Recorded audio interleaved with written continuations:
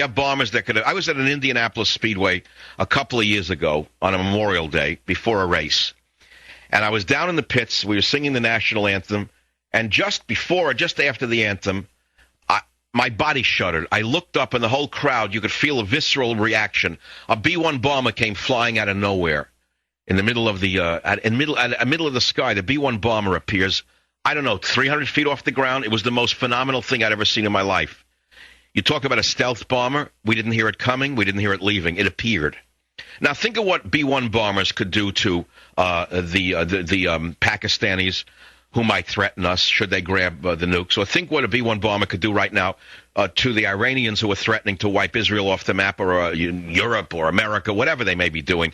I don't know. I haven't heard from Ahmadinejad recently at Columbia University, his hometown university. I guess that's his alma mater.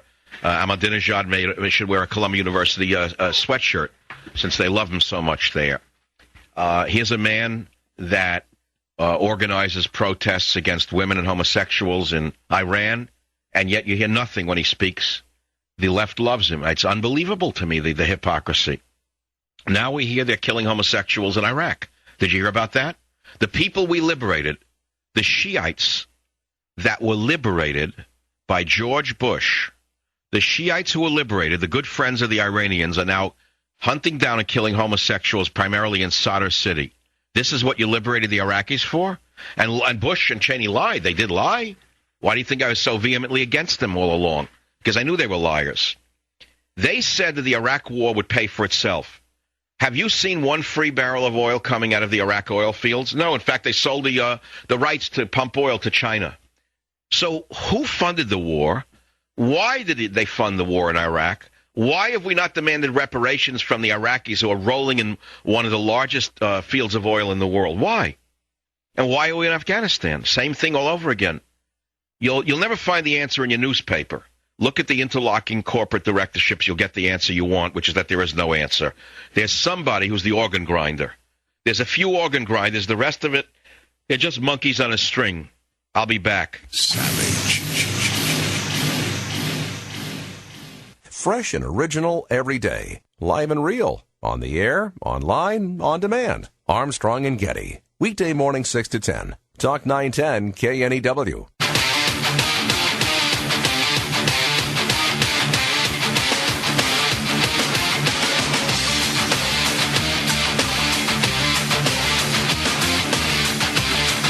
Life is good. People are wonderful. And the Savage Nation is great. And the world goes on. So the dance goes on. Conservatives now outnumber liberals in all 50 states, says Gallup poll, and yet we're led around like bulls with rings in our nose by a very small cadre of mandarins.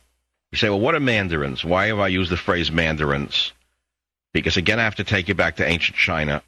China, in the year approximately 1000, was a thriving nation with tremendously advanced technology. I believe they had 6-masted sailing ships while the Vikings were still rowing, by and large, with one mast. They were advanced in so many ways.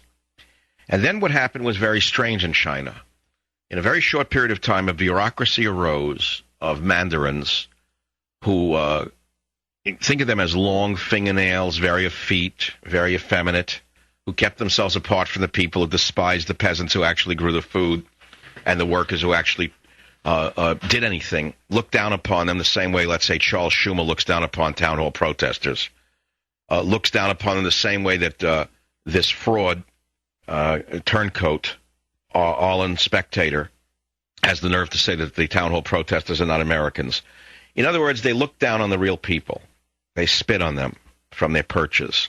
And these mandarins started to put out laws and rules, in other words, red tape, which slowly but surely strangled ancient China. And in a short period of time, it was about, 150 years, I believe, if my memory doesn't fail me, 150 years, that China, which at that time was so advanced and making so many strides in inventions and commerce, suddenly became strangled. The country was no longer innovative. It couldn't produce because the bureaucracy of its time, the Democrats of ancient China, in essence, crippled the country with laws, regulations, and fear. They use fear tactics. That's how 40,000 mandarins controlled at the time, I think it was 30 or 60 million people. Now think about it. 40,000 mandarins controlled 60 million people at the time. How many mandarins are controlling us? How many mandarins are there in the U.S. government that actually tell you, or rather control you on a daily basis? How many mandarins are there in the federal, state, and local governments? They don't represent the people. They represent some other interests, but not the interests of the people. That's why there's a revolt going on. You know, the left used to talk about the prairie fire. That was their big phrase, prairie fire. That was a liberal thing, prairie fire. What they meant by that was grassroots, a grassroots revolt. We have a prairie fire. It's coming from the conservative prairie. It's not coming from the liberals. They own the government. They are the mandarins. The prairie fire that is now starting to rage in this country, which will soon be a bonfire and not of the vanities, is coming not from the left, as they predicted, but from the right. And so, my friends, when you read a new Gallup poll, and you know Gallup is not a really liberal or conservative organization, I think that they're middle of the road. But they say self-identified conservatives outnumber self-identified liberals in all 50 states of the Union, according to the Gallup poll. And at the same time, more Americans nationwide are saying this year that they're conservative than have made that claim in any of the last 4 years. People are proud to stand up to this imposter, Obama. They're proud to stand up to All in Spectator.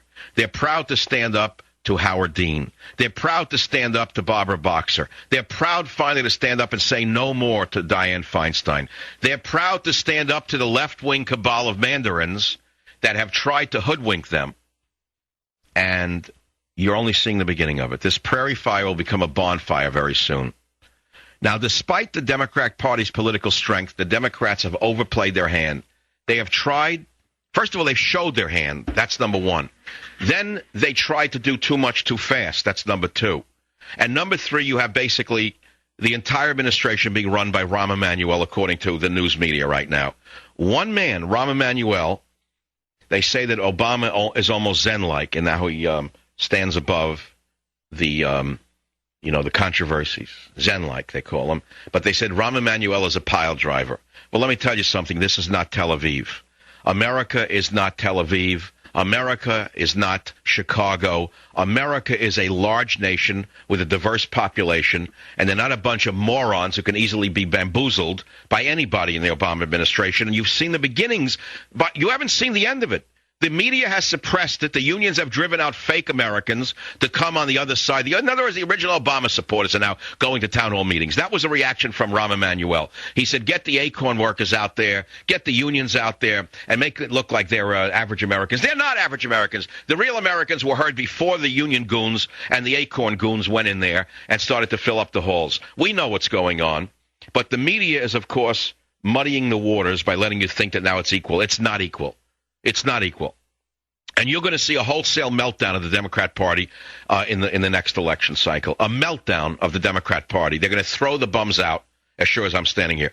The gainer will not be the Republicans, thank God, because, God, we have to end this two-party, two-P Monty game here. It's a nonsense. There's going to be a whole slew of independents you never heard of. You're going to have returning Iraq war veterans running as independents who are going to win in a landslide. Wherever they run, they're going to win, and they should. They shouldn't run as a D or an R. That's all I can say. They better run as an I. Don't go to the party, my friends. Go to the people. Don't ask the R's for any help. They'll shaft you as sure as you're standing there. Certainly don't go to the D's because they don't represent you. Go to the I's, an I column, and you'll see the people will flock to you. Florida, Kyle, you're up. Before I go to you, Kyle, again, before this hour is out, I'm going to ask you, good people, who support me and support my message and support my plight, and a plight it is, to go to michaelsavage.com. And I'm not asking you for a donation. I'm asking to give you something, and that is a blessing, a gift, a book that has taken a long while to write, all about the First Amendment, called Banned in Britain. It goes well beyond one man. It goes to the bigger issue of freedom of speech. It is a book for liberals, libertarians, and conservatives alike. It is available right now only on michaelsavage.com. Kyle in Florida, welcome to the program. Go ahead, please. Mike, you're awesome. I listen every day. I love you, man. Thanks. My question is, you've been talking about it pretty much all show. During Bush's campaign, or during his administration... Kyle, we got to do it fast. I have only a minute. Fire the question. Coach Stinko and all them out there every day throwing blood on people, picketing. In other words, where are they now? They're working for the Obama administration in one form or another. They've been bought off through government-funded programs. Thank you. Stimulus money went to them. The stimulus program was written by one of the Obama minions in the White House, and money went to the left wing in order to placate them. That's all. 1-800-449-8255, michaelsavage.com.